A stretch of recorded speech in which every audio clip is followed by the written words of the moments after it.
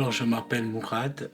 Je suis né le 28 juillet 1966 à Soukaras, en Algérie. Je suis venu par Terre des Hommes à La Chaux-de-Fonds pour soigner des séquelles de poliomyélite.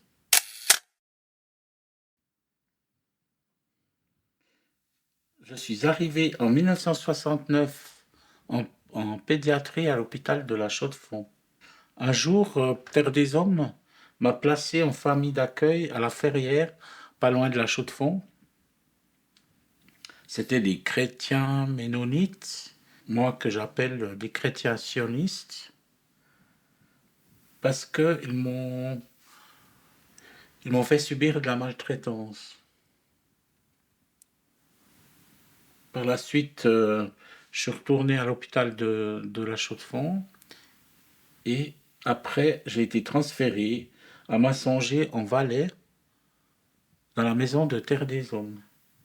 Est-ce que tu peux me raconter, quelques souvenirs, que tu as en Algérie pendant ton enfance? Alors le premier jour, j'étais venu avec un monsieur qui s'appelle Michel Tzand de Terre des Hommes et donc qui m'a accompagné jusque chez mes parents, enfin ma mère. Et puisque je n'ai plus mon papa puisqu'il est décédé quand j'étais petit. Donc j'arrive dans ma famille et j'ai quatre frères, deux sœurs. Et le premier jour, donc ça s'était mal passé avec ma mère. Après le souper, j'avais besoin d'aller aux toilettes et ma mère m'a dit qu'il fallait que je me débrouille tout seul et ça s'est mal passé. Et puis par la suite, donc avant d'aller au lit, ils nous avaient alignés tous sur un matelas pour dormir. Et moi, comme je n'arrivais pas à dormir, je faisais un petit peu le fou. Et elle m'a fait taire en me disant que c'était l'heure d'aller au lit. Et puis voilà. Enfin, ça avait mal commencé déjà, la relation avec ma mère. Par la suite, nous avons été vivre chez mon grand-père. Un jour, il a tué une poule en pleine rue. Et puis, j'étais impressionné de voir cette poule qui courait sans tête. Il y avait aussi un handicapé dont tout le monde disait qu'il était fou, mais à part qu'il en imposait physiquement, je trouvais qu'il était très sympa avec moi. Il s'appelle les Boussadia en français. En arabe, c'est Boussardeya. Et c'est une tribu nomade. Et qui, quand on les entendait arriver, il fallait avoir peur. Ils ont aussi le visage un peu maquillé. Ils font beaucoup de bruit avec les maracas. Et puis surtout, la famille en rajoute pour dire qu'ils vont nous emporter avec eux et puis qu'on ne reviendra plus dans la famille. Ma famille m'a fait la circoncision. Il y avait le médecin qui était venu à domicile, qui a fait la piqûre et tout, et qui a coupé la peau, enfin voilà. Puis après, par la suite, les soins ont été apportés par ma grand-mère, mais enfin moi je me souviens que ça sentait le marc de café. Donc j'ai l'impression qu'elle me soignait la plaie avec ses marcs de café.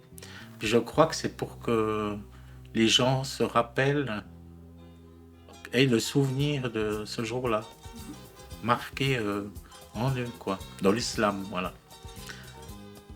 Il y avait aussi les gueux, les pauvres, qui se déplaçaient de porte à porte.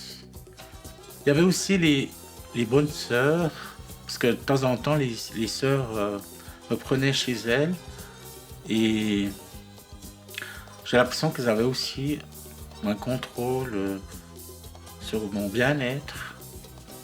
Et donc mon grand-père disait,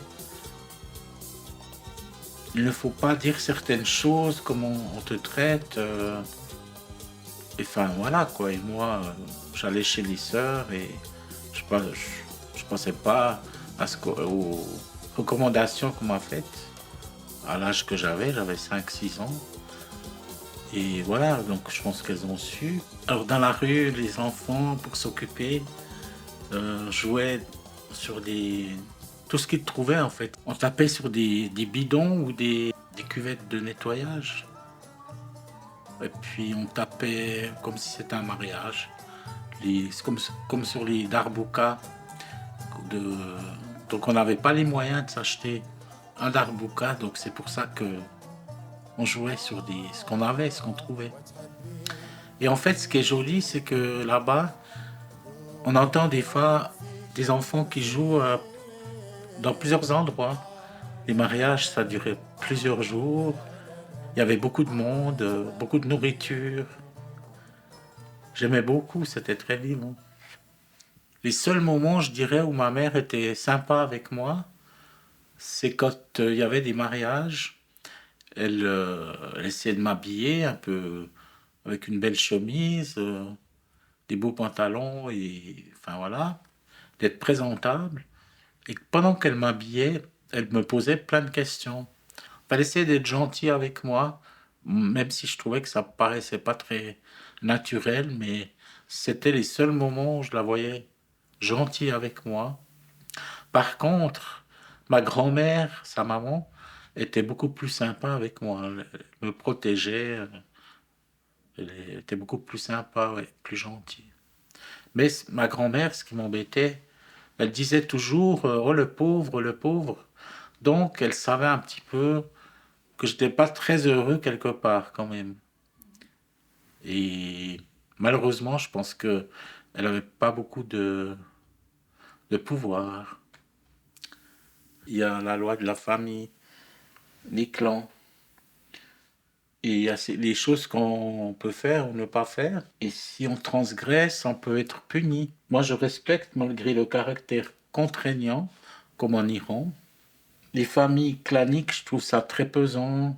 Comme je, comme je tiens à ma liberté, donc mon autonomie, c'est très important. Oui, j'avais mon grand-père, il me disait qu'il fallait absolument que je retourne en Suisse, que c'était bien pour moi. Enfin, il insistait que... Enfin voilà, il voulait vraiment que je sois bien, mais pas en Algérie. Et puis sinon, c'est vrai qu'ils insistent beaucoup pour qu'on se marie. Et puis ça, c'est pas mon truc. Enfin, là-bas, c'est important. Puis ça, je trouvais pénible. Moi, ouais, je pense on est des êtres libres, hein. Mais certaines familles, les enfants ne font pas comme ils veulent, comme ils veulent. C'est les parents qui décident.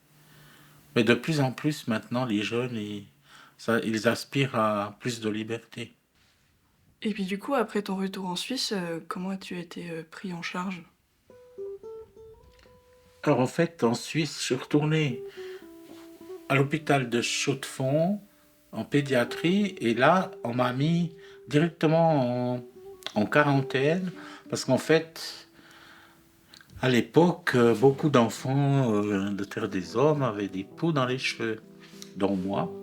Dès que je suis arrivé, ils m'ont enlevé un mouchoir que je tenais fermement dans mes mains.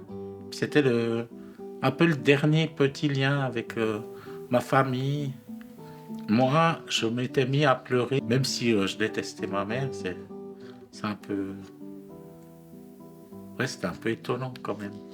Comment ça s'est passé, ta rencontre avec tes parents, adoptifs actuels? Alors mes parents adoptifs, ils faisaient partie de Terre des Hommes justement. Ils venaient à l'hôpital comme personne qui avait envie de me rendre visite.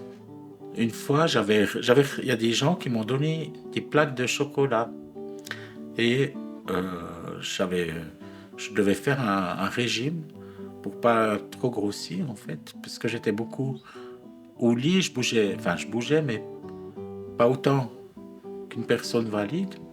Dès que j'ai reçu le chocolat, je l'ai mis dans mon tiroir de ma commode en me disant que je vais le manger quand les infirmières ne seront pas là.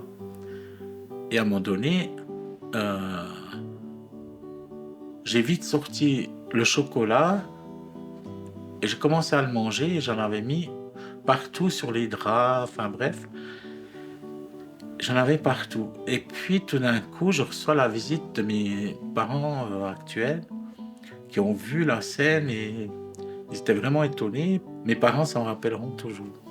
Et par la suite, nous avons sympathisé et ils, ils me prenaient chez eux à la rue de la Paix, à La Chaux-de-Fonds.